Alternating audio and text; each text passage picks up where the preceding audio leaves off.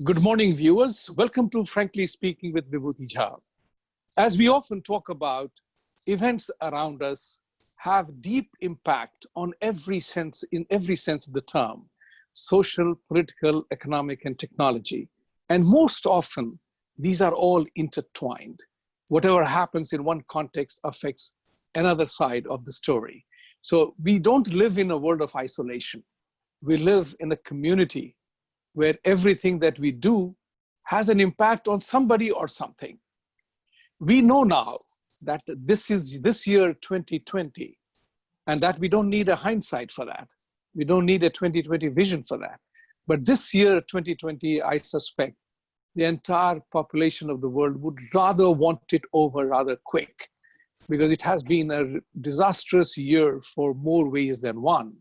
However, I also personally believe that every disaster also offers an opportunity for someone at some point in time.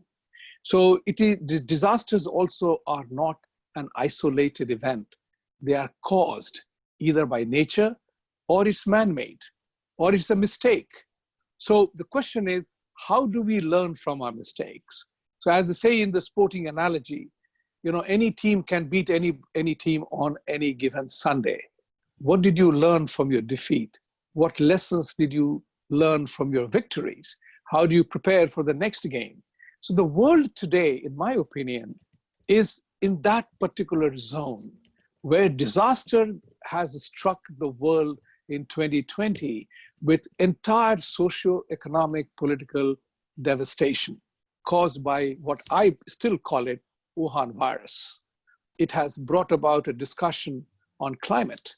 It has climate change. It has brought about a discussion on societal change, because it has brought about significant frustration and annoyance and failings and sufferings on the people around us.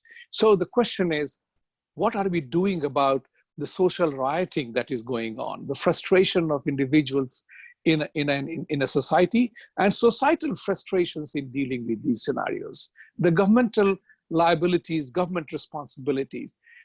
That becomes a major focus of our conversation today. And to discuss this significant aspect, I have good fortune of inviting and having on this program a very young gentleman. His name is Ruchir Sharma. He lives in Geneva. He's a very significant international, public policy professional with specialities in 4 critical areas of the world today, which is how to do the police reform, counter-terrorism, anti-corruption, and climate change. Now, these are all 4 issues which are very germane to 20th, 21st century discussion. Newspapers and research papers are full of this debate and dialogue. So, Ruchir, welcome to the program, ITV, New York, and welcome to New York without taking a flight. Thank you very much. I'm very pleased to be here with you. And it's very convenient that now we can have shows like this without adding to our carbon footprint through the... Right. And I was talking about every disaster is an opportunity for someone. So yes. In a non-disaster scenario, I would not be able to have this conversation with you other than a Skype perhaps, but you would have to come to the studio to do this. Now, thanks to Wuhan virus, I can talk to anybody, anywhere, anytime. So, which is great to know you. Now, I want to begin this conversation with you on beginning a very significant, important event in the life of all Hindus. And you had mentioned to me that you are from Uttar Pradesh. Yes. So a few days from now, the Bhumi Puja of Ram Mandir will be performed. Now, it is a historic moment for all Hindus. This one has had immense impact on the politics, on society, the religion aspect, and threadbare discussion, and so much so that Supreme Court was besieged with this case for as many years. Finally, a judgment was delivered. And so I want to ask you, seek your thoughts on 2 aspects. One is, How do you feel about this happening? Because we know about Ram Rajya in India. Ram has been a real Maryada Purushottam. He's revered as a god-like, even if not a god quite. And the second one is the fact that how Bloomberg and Al Jazeera recently talked about that Prime Minister is going to perform a puja at a disputed site. It's no longer a disputed site. Supreme Court ruled unanimously on that. So why does the Western media attack India on slightest of reasons? So go ahead. Well, for your first question, I would say that like hundreds and millions of other Indians, this is a day of justice being delivered. And it's a great testament to the maturity of the Indian public and the Indian polity that this was achieved through the rule of law. It was achieved through the courts, and the judgment was widely accepted without any violent repercussions, which is what the doomsayers in the media were egging on.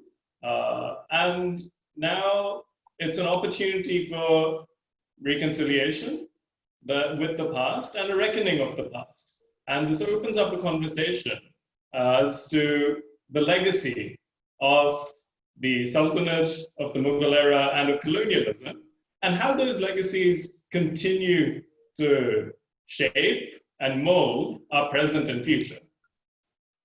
As for the second question, regarding how the non-Indian media, so this could be TRT in Turkey, it can be Al Jazeera in Qatar, it can be Bloomberg, the New York Times, The Guardian, how they perceive India as a civilization or as a polity is as a hostile nation.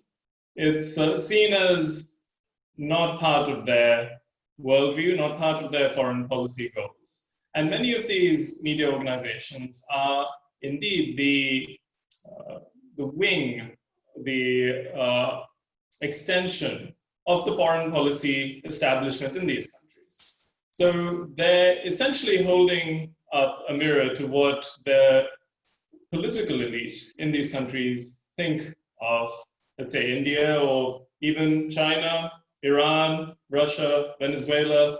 Any country that is seen as explicitly non-Western is seen as fair game. And you can manipulate the truth. You can create false narratives and propagate them with great success. And it's seen as legitimate because it's seen as part of regime change, part of promoting democracy in a culture that is in need of civilization, in a backward, regressive culture that has refused to comply.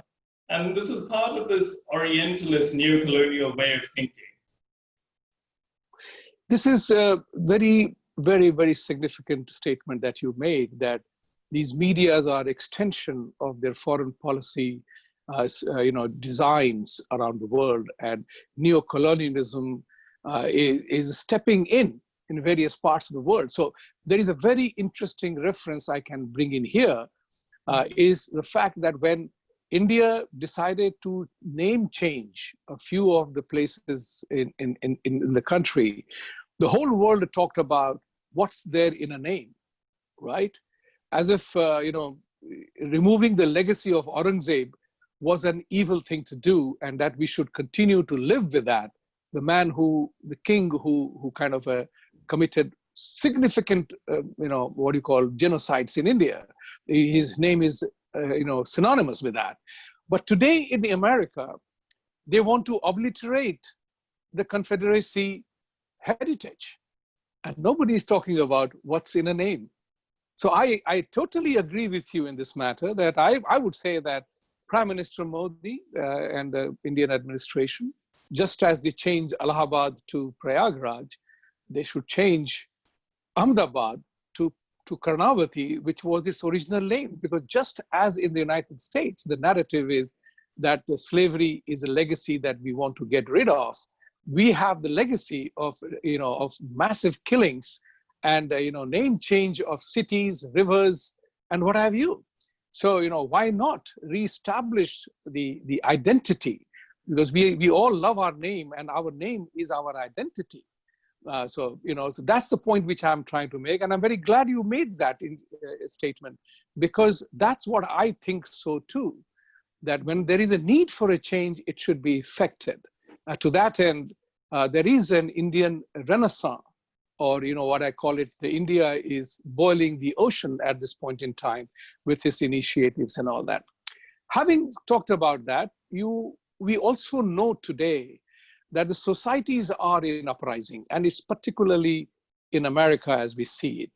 America is a country where everybody wants to come, those who love or those who hate. They all want to come to America, but they remain extremely critical of the whole thing. So I will give you an illustration of that when Ilhan Omar, one of the Congress ladies from Michigan, Minneapolis areas, or some of them others, they want to change the fundamental structure of America. And they want to have a police defunded. They want to remove police from this entire, this is one of your areas of expertise, that how the colonialism brought about police force to maintain law and order. So law and order was key, was critical for them being the rulers without any problems emanating from the society. But as the saying goes, gun in the hand of a soldier or a police officer is an instrument of protecting and defending the law and order and the people. In the hands of a killer, it's an instrument of death. So in view of what is going on in America, which is a trendsetter in the world, what police reforms are critical to be had at this point in time? Well, America is definitely, well, the United States are definitely an outlier when it comes to police violence. Very few other countries have the same level of accusations around their police forces, around their law enforcement, of brutality and excessive force. Now, this comes from the origins of the current policing standards in the United States. The first police forces in the country were created as a colonial force to enforce private property rights, and specifically the right to own slaves and to land, which involved pushing Native Americans off. Mm-hmm. So in the initial years of the country, the police force was essentially a militia that used force on the state's behalf against hostile elements as they were seen. And this has only grown over time. And the militarization of the police in the US has also gone hand in hand with the foreign policy of the United States becoming more and more neo-colonial and neo-imperial in nature.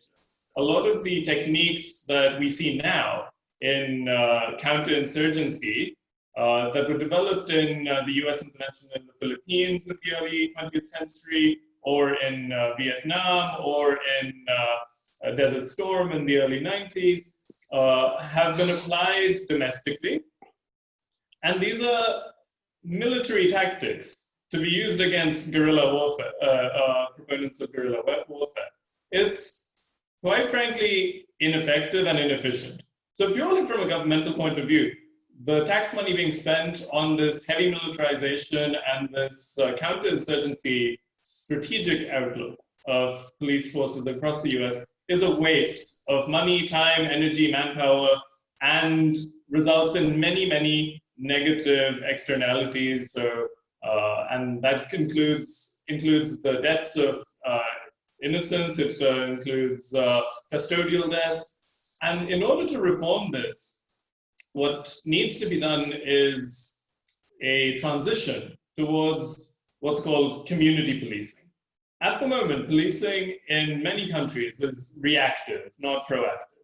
So the police either sit back in defensive formation at their police station and wait for a crime to be committed and a report to come to them. This can be through a phone call, it can be through someone coming and informing them.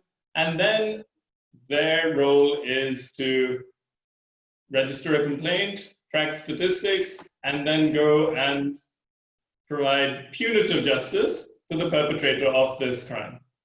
However, this is quite difficult to do if you have a limited human resource capacity on your hands, which means they often only respond to emergencies. So most crimes go unsolved. And it also adds a barrier between the community and the police.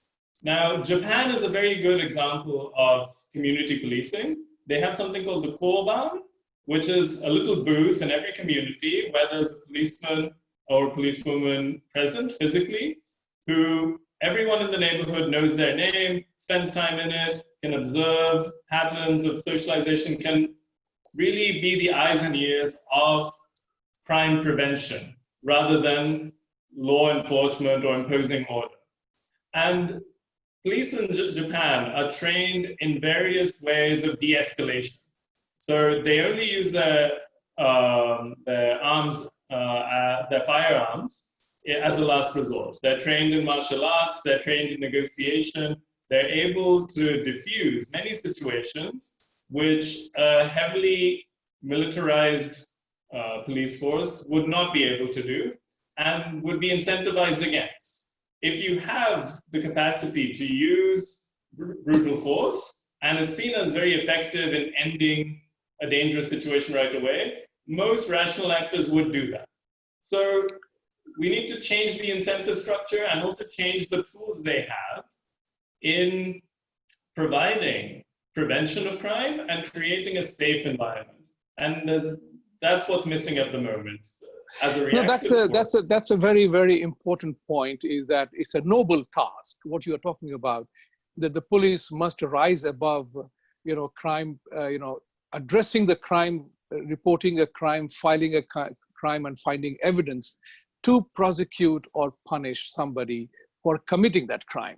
You are talking about prevention of crime, and that brings about a real challenge, because that talks about what we call, I would prefer to call as risk, responsibility, and accountability factor.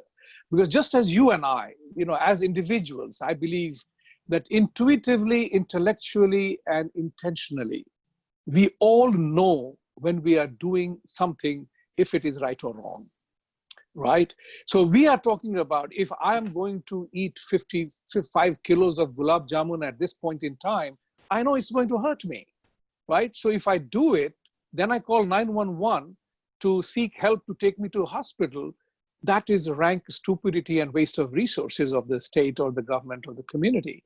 So my question here is that, given the proclivity that people have to commit crimes, or trying to escape law because you are not guilty until proven, right? So the question is, do the criminals take undue advantage of the gullibility or the peaceful attitude of majority of the people? Because there is a bad apple everywhere, in every profession, be it doctors, bankers, politicians, administrators, football players or hockey players. There is a bad element in everything. Can we today justify that their society need not have a police force rather than a community police? What kind of a rights will it have, and how will the criminals abuse that? That's the real question to be answered. So today I'm guaranteed that if I call 911, I will have a presence of a cop in 3 minutes. When it is community policing and somebody commits a rape or murder or theft or burglary or loot, how do we address that? Common fear. All right. So first of all, I'm glad you brought up the criminality aspect of it. So most people are not born criminals. Crime is a socioeconomic phenomenon. And very often, the perpetrator of a crime is also a rational actor. They won't take an undue risk. So most crimes take place when there's an atmosphere where the person at the center feels that there's a high enough chance of getting away with it. Right? And the challenge that the state faces and the police forces face is to minimize the likelihood of this person finding themselves in a situation where they can get away with it, or they think they can get away with it. And that's where the preventative aspect of policing comes in. That many times someone might feel that, oh, I'm smarter than the police, I'm smarter than the system, no one's looking, I can get away with this, and they commit a crime. Now, the idea is by having a police force that is not a force, but rather a service towards society, which is embedded within a community and has a high level of trust, then you minimize the situations wherein people can feel that there's impunity, where they can commit crimes freely, and you increase the likelihood and increase the risk of this person getting caught. So that's important. And when one says, defund the police, or even, you see libertarians saying that, oh, in an ideal society, the state won't need a police force. If you want to completely abolish the police force and completely abolish all government services, then Somalia is a good example of what happens in the absence of any state enforcement of the law. So we shouldn't take it to extremes, but rather see how police can be reformed. And it's very good that in many communities, if you phone the police, you will have a member of the police at your service within X amount of minutes. That's not something that needs to be changed. That's a good practice that contributes to a sense of safety. But the real challenge is preventing the need to have called 911 because the crime is taking place. So tackling not the symptoms of the disease, but the disease itself. Now this is a universal truth, like if you address the root cause of the problem, you have solved the problem itself. And the root cause of the problem is poverty, lack of opportunity, the social discontent, or the enmity people have from race or religion-based scenarios. So the question here is again that you need what is known as a referee. Police is considered, the law enforcement is considered to be a neutral umpire, so to say. So if I am accused of murder or crime, then I have the right to defend myself. Is the societal structure itself deficient? I don't know, because you cannot ever have 100% fully satisfied way of life. Ram Rajya happened once in millennia, right? Even India doesn't have Ram Raj second time, knowing full well the goodness and the beauty of the entire practice. But even there was imperfection. So there is nothing perfect. We are driven by individual inequality. We are all born different. We look different, right? So our abilities and to perform, abilities to do things are different. So equality as a concept where people seek justice is about an external factor, not an internal factor. You can't be Cristiano Ronaldo, and Ronaldo can't be you. I can't be Sachin Tendulkar, and Sachin Tendulkar can't be me. These individual differences will persist. So the society which, even though 1 or 2% people are criminals, after all, society goes with a view that you are not guilty until proven so. So the society has an inbuilt process. How does removal of police or changing the structure, as of now as it exists, support public responsibility? So there's many countries which have made this transition in terms of reforming their police force and overcoming the trust deficit between communities and the police, and also providing a rehabilitative model of justice. So there's many countries in Europe in particular. So Norway is held up as a particularly fine example. And these countries are more than willing to share. So there's a great potential for knowledge sharing. There's many senior members of the administration of the police in these countries who have come out with guidelines, who've come out with training programs bilaterally or multilaterally for various countries that are looking to make this transition. And the track record suggests that through smarter policing, through a better, more efficient allocation of funds and responsibilities, you manage to decrease the stress on individual police, which reduces the risk of brutality and excessive force. You provide safer communities by involving people through, for example, neighborhood watch schemes, making sure that there's enough trust between the communities that ordinary members of society act as the eyes and ears of the whole community and of the police. And if they see something suspicious, if they're worried about a certain individual, this is reported in advance so that an intervention can be made before a crime takes place. And finally, if a crime does take place and the perpetrator is caught, then the justice system is designed to rehabilitate that person into society by reforming them and giving them the tools they need to live a life without criminality.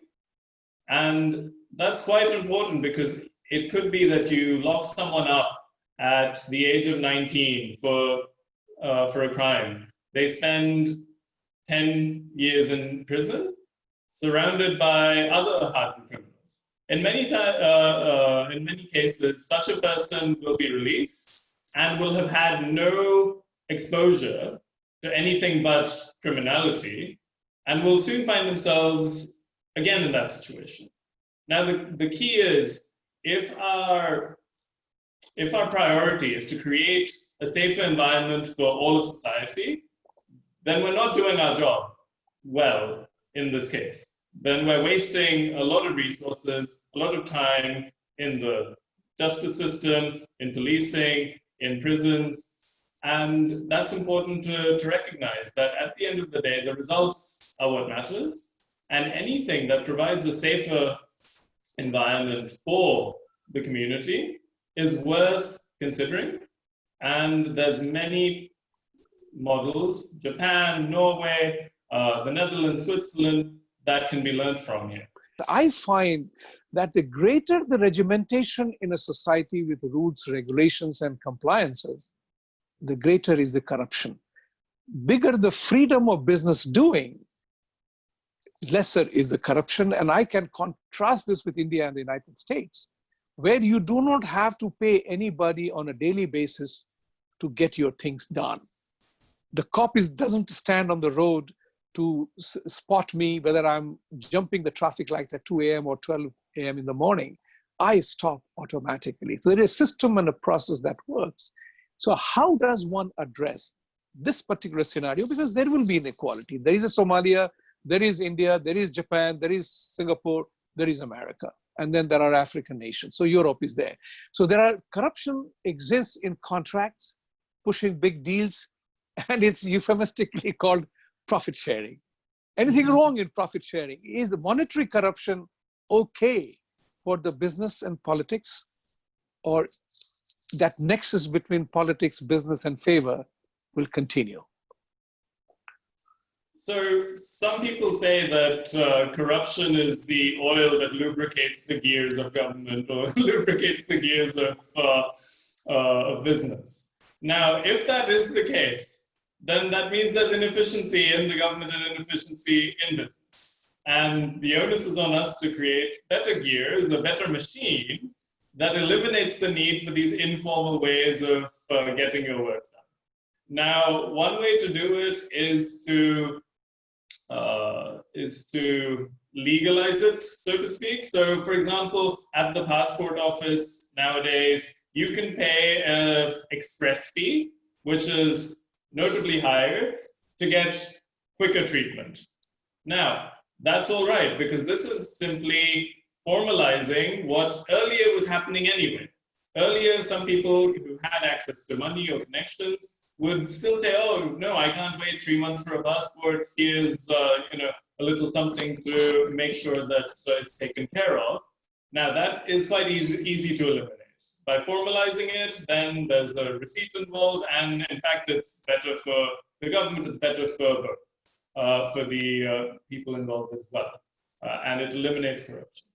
Another way to do it is to criminalize the act of receiving a bribe, but not giving one.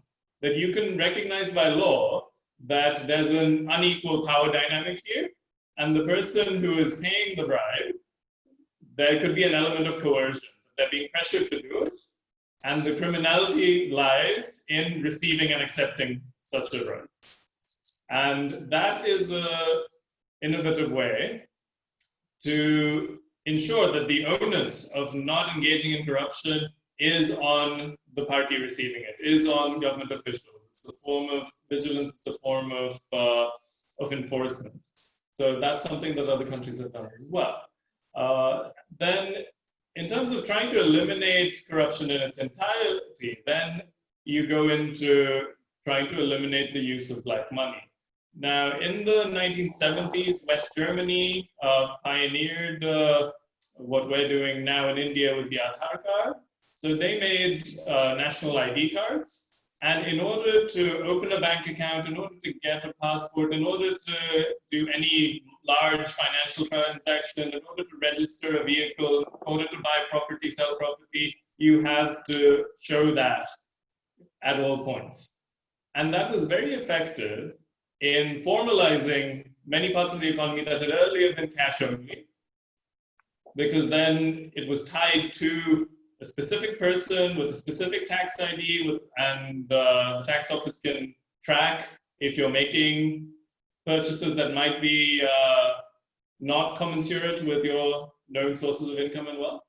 And it was also very effective in West Germany's strategy against domestic terrorism, because until the 70s, West Germany, Japan, and Italy were three developed countries that had a very problematic relationship with internal groups who picked up armed violence. So quite similar to what we saw in India in the 70s as well with the Naxals. So these were often left-wing, youth-run groups. So they ran their propaganda channels. They engaged in bombings and assassinations. So this includes the Bader-Meinhof group, or the Red Army faction as it was called, or the Brigate Rosse in Italy. And simply formalizing the economy so that people with unaccounted for cash couldn't rent an apartment, couldn't buy a car, couldn't access anything needed without exposing all their details to the authorities, was very effective in minimizing the risk and maximizing the security of society. You alluded to you named three countries, Japan, Germany, and Italy, which had maximum amount of corrupt practices or whatever. Incidentally, all three were the losers in the Second World War. That's a very interesting observation. Before we switch over to, you refer to terrorism as well. Before we switch to terrorism as a concept, do you think that the entire generation of black money comes from electoral policies that the countries follow in democracy? Because you need money to fight an election. Every seat, whether it's a presidential seat, governor's seat, chief minister, prime minister in any country you choose, there is an election system that funding is required to fight an election. So, US is almost crazy from my point of view that people have to raise money, and as a result of which, you have to disclose. And in poorer countries like many other countries in the world, without naming one, black money plays a significant role there. So what kind of an electoral reform is required to eliminate the impact of black money for political purposes? Because once you fall into that trap, once I know I have taken black money from X to win an election, I remain permanently indebted. And that Yes. indebtedness causes corruption and corrupt practices that gets into the body stream of societies. Yes. But I think this is a huge problem, especially in the Anglosphere. The US has this, the UK has it, and most of Britain's former colonies have it as well, wherein there is what's called state capture, that the institutions of the state are captured by private interests through the lack of transparency in electoral funding and through an electoral system which is essentially feudalism with elections. That you're not always voting for someone who represents your interests, you're voting for your feudal lord, and in exchange for your loyalty, they will throw you a bone later. Or if you're a major company, you've donated to X party, and now you can ask them for a favor afterwards. And this is a problem, because as you mentioned, it allows for a lot of corruption. It allows for a lot of incentives for politicians and state officials to act in a way that's unfair, that may benefit people with whom they have a relationship. Now, this is something that can be solved through state funding of elections. This is something that exists in many countries in Europe, for example, where the election commission uses taxpayer money to allocate funds to each party based on their performance in various levels, at the local level, state level, federal level, in various elections. And they're given very clear guidelines of what this money can be spent on, how it can be allocated, what kind of outputs there will be. There's a culture of having equal treatment of all the parties within the town square. So let's say you go to a village, there's elections happening there. You'll find a designated area where each political party has one poster, and it can publish its manifesto, it can publish its campaign platform, and gives people that clear and transparent choice. And this is something that in India, certain parties have been demanding for quite some time. So even 25 years ago, there were parties that had put this in their programs, in their policy programs. The BJP was one of them as well. This is also something that members of the erstwhile Janata Party were quite keen on, that in order to end the state capture of institutions under Indira Gandhi's regime, during and before emergency,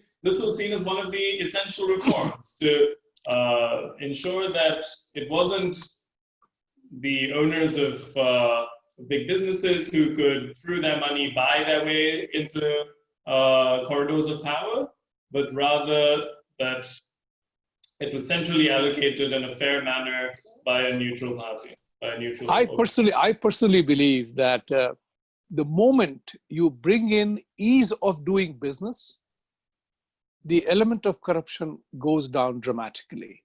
If it is easy to do something, and earlier you mentioned the expedited, like legalizing something. So for example, my passport had expired and I suddenly realized that. And I paid $150 to get the same day. Otherwise, you get it in 15 days or 21 days after $45. So there is an system that exists to expedite things. If we introduce similar processes in an economic setup, that if you want, so it's like your mail. If you buy something from a major supply chain company, if you want the same day delivery, you pay X amount of dollars. If you want a 3-week standard delivery, there is a separate charge for that. So sure. I think there is a need to do some things like that, creative, so that people do not have to rush into wanting everything instantly. And that brings us to another element of political dimension, which the world suffers from today. It's called terrorism. At one point in time, playing with words, somebody had said when India was the country suffering from terrorism, the Western media had a passion to describe it as my freedom fighter is your terrorist, because freedom fighters in India who were fighting the British regime at that time were branded by the British government as terrorists. But Kashmir is not terrorism. Kashmir was terrorism entirely because people were fighting within. You are not fighting somebody outside. So what is a revolution at one time, or a change, a demand for a change in a democratic process? You can't resort to terrorist practices to force your will on somebody else. So the counterterrorism is, you can go into social, psychological, and all the dimensions of that. But one of the key areas of terrorism in the country, in the world today, in the 21st century, is about religious terrorism. And it exists from Islam. Because one thing which I do know is that, there is always a desire to impose your will on somebody. And you are always suffering from a victim mentality, that I am suffering because X did this to me, because Y did this to me, instead of taking responsibility. It's a rather interesting that in Hindu philosophy, there have been isolated instances of extreme terrorist activity, but religion as a whole, I think 90% or more Hindus are not even inclined to think of terrorism as a tool to advance their cause. So why does it happen so much in Islam and in the Western countries to some extent, which was we had the IRA, and a couple of others, Badr Mainaf or whatever, some of them existed let's talk about that. How do you address that scenario? Right, so I'm glad that you mentioned that terrorism is a tool, because that's what it is. So terrorism is a strategy that is used by, let's say, non-state actors against a civilian population. There's various definitions and debates around how to define terrorism, but for the purposes of this conversation, let's say terrorism is a tactic that is adopted by non-state actors against a civilian populace. This often happens among groups that are at the receiving end of a huge power disadvantage. So they know that they cannot succeed in a conventional war, and that can be a war of independence, it can be a civil war, it can be an expansionist one. But so terrorism often is found where people feel that there's no chance of success through conventional methods. Because at the end of the day, let's say blowing yourself up or going and being a Fidayin commander, for example, doing as much damage as possible and knowing that you'll either be killed or kill yourself in the process is not really a rational act. Our entire society is based on the assumption that humans are, at the end of the day, rational beings. So then the question is, what makes a rational being give up their love for life and to engage in something that is so high risk and so low reward at an individual level? And that is explained by radicalization, that there are people who are indoctrinated into an ideology that tells them that this is very glorious, this is for your community, this is something that you should do in order to enjoy various things that you can't access at the moment, to enjoy the life that you deserve. You'll get it in the afterlife, or you're making a better future for the community. And this is very effective on certain, let's say, demographics, so socioeconomic demographics. And this can be true of mujahids, of jihadis. It can be true of neo-Nazis as well. Very often, the one doing the radicalization is quite bourgeois, middle class to rich, and has access to the funding needed to train and indoctrinate vulnerable young people from these communities. and they look for people with broken families, people who are social misfits, people who they see as expendable. So they pick out members of society that they know are weak, they indoctrinate them, they give them the ideological backing for these acts and the training to pull it off. So they give them knowledge, they give them tools, and then deploy them. They're weaponizing people as terrorists in this manner. And it's quite ineffective in most cases because it doesn't gain sympathy for the cause. It creates a huge reaction. And most times, this reaction leads to a second cycle of violence. That, for example, this war against terror. After 9/11, there was the war against terror, which has gone on ever since. It has ultimately been futile in eliminating terrorism and its use against civilian populations because it's impossible to defeat. It's impossible to eliminate every single individual who has the access and the opportunity and has been radicalized into doing this. What you can do is minimize their chance of success and cut them off again. So don't treat the symptom, but treat the disease. Prevent them from accessing the kind of material, the kind of dangerous people who are capable of indoctrinating them, of turning them into weapons of for their political aims. And that is remarkably important because you said that, you earlier said that when they recognize that there is no way they can win against their grievances through conventional measures, then they resort to extreme measures of terrorizing the communities around us. Now, in 21st century, we are seeing a religious terror working. It is very truly remarkable that the extreme organizations like ISIS, Taliban, Al Qaeda, and whatever, they are fighting to establish their Sharia or their Caliphate movement in its entirety. So the question is, which part of the message of the God they don't understand? That God created all kinds of people with different belief systems, different looks, different colors. So God created the inequality that exists around the world. And God did not create religion, people created religion. So, that's what my thought process is, that the dominance of Christianity and Islam is causing the maximum repercussion from Islam because they realize that they cannot win in a conventional way. So they resort and use the democratic tools to exploit you.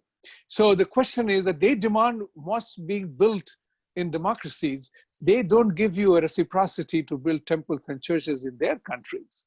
So has a time come, as the economic growth is happening, as technology is bringing about, tectonic shift in technology is bringing about equality of a different kind, that somebody said Earth is flat from a technology point of view. So today you and I are talking about it. This technology doesn't have any religion, right? So whether you belong to any faith, you are using the smartphone, you are using the planes to fly, you are taking medications to cure yourself. These have no religion written on it. You don't prescribe in the doctor's clinic. Doctor doesn't ask you what faith you belong to.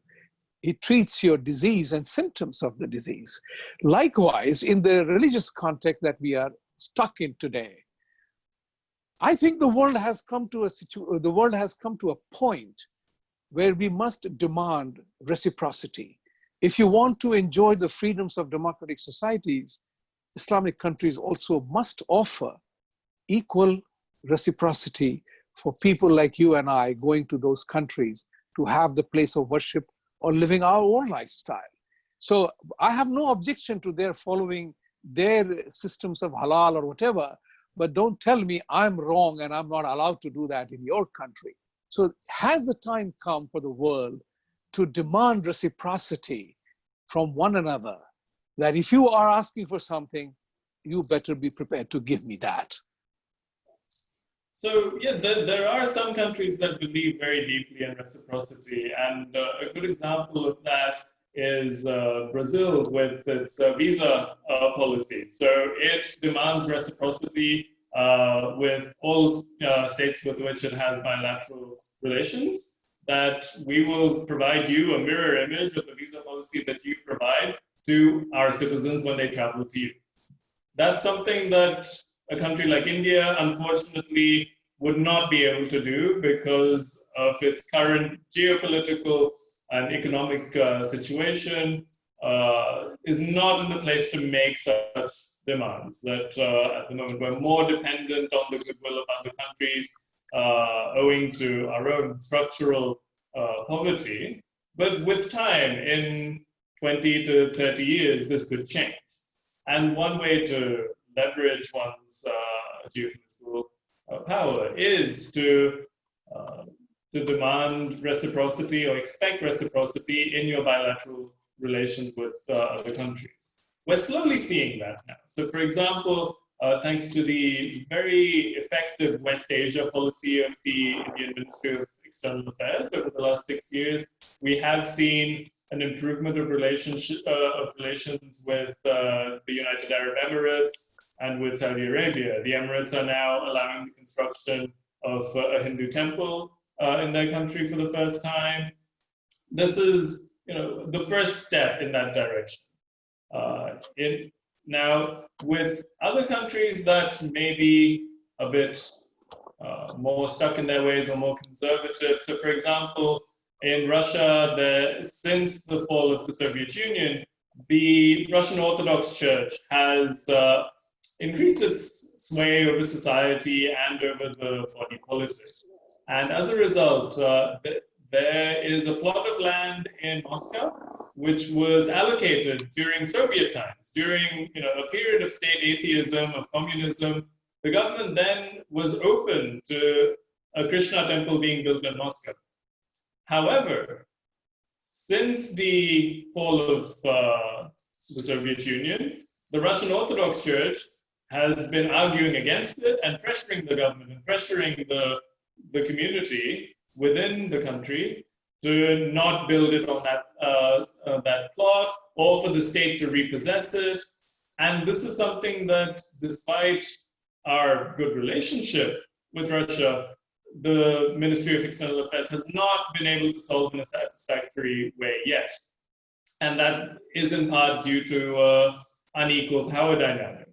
But with time, the countries that one can leverage in this manner will become bigger and bigger as your stature on the global arena grows. Well, recently we saw that in Turkey, the age-old architectural wonder of a Christian church, with the help of the legal loopholes, Turkey's Supreme Court allowed it to become a mosque. So, religion has, in my opinion, has come to actually destroy humans the way we are practicing it today. Let's switch to, we have 3-4 minutes more, and let's get attention to a major issue around the world is the climate change. It's an endless situation. You are an Al Gore Award winner on environmental things. Congratulations for that. The point is very simple, that the inconvenient truth, nobody knows. In the sense that the science and data exists on both sides. People argue on the both sides. Then you have a Swedish professor, Professor Björn Lomborg's book, which has come recently, is called The False Alarm. And he is the kind of guy who talks about the priorities rather than the way climate change is being addressed today. So give your thoughts on it before we close today. All right, so from a scientific perspective, the opinions of one or two academics or professors, it holds less weight than the academic consensus. And the consensus is very clear that human activity has led to historical emissions that has caused a change in our planet's climate and will cause, at the end of the day, I know what governments care about. They don't really care about, the fluffy, abstract environment as a concept, but we are facing huge financial and economic costs from a changing global pattern of weather and climate. And this has taken the form of increased risk for droughts, increased risk for floods, inconsistent rainfall. All of these have a huge economic cost, and they're costing us economic growth. They're costing us the opportunity to lift people out of poverty. And very often, it's countries in Asia, Africa, and Latin America which face the brunt of this. So it's people in India who have seen temperatures in summer rise from an average temperature of 34, let's say, anecdotally, 20 years ago, perhaps one day in summer would be 41 degrees, and that would be seen as a huge one-off event. Now you have cities like Delhi, like Lucknow, like Ahmedabad, which are 45 degrees plus for extended periods of time. So it's very clear the impact it's having on people in poor countries and on agriculture, on human welfare. So it becomes our responsibility to insulate ourselves from its worst effects and ensure that we have a just future in which poor people in the developing world, in the global south, are not doomed to further poverty and further structural inabilities to rise because of the policies of certain industrialized nations who have been polluting for we 200 are years. running out of time, unfortunately. As always, all good conversations have come to an end, but we will continue because the climate change is impacting every single person, just like Wuhan virus is affecting, and it has economic and geopolitical impact. But the important part here is that, if I may close this by saying today that, I attended an economist conference, and one of the biggest impact is on the resource utilization of the planet Earth, what Mother Nature and what Mother Earth gives us. So, but the discussion was that world population will expand from that time 6 billion to 12 billion in certain number of years. And that will create enormous pressure on resource utilization of the planet Earth. Water is already running into shortage. So nobody is talking, to my knowledge, of imposing a man-made moratorium, no child for the next 5 years. There is the climate change, if it is a real threat, it requires drastic action. Changing food habits. We know for a fact that a pound of beef or a steak consumes 132 liters of water or whatever. So the data is available to us, but we are not talking about that. We are talking about things peripheral, about adding this or doing this, a climate percentage increase in the temperatures and whatever. And I despise politicians when they say, we are doing this for our grandchildren. Hey, our grandparents didn't know about what life we will have. And I think if they see our life, they would say, no problem. The point is, what I'm trying to say to you, that we are not attending to the impending crisis on an emergency basis. To draw the analogy of cricket, you play T20, you play one-day international, then you play 5-day. For climate change, if it is an impending crisis, which it seems to be, then we have to play as a T20, and we have to address on every single front. Ruchir, it has been a pleasure to have this conversation. Thank you, viewers, for being with us. Thank you, Ruchir, for joining from Geneva. And I know I have a friend in Geneva now. So, have a great weekend and see you again. Thank you very much.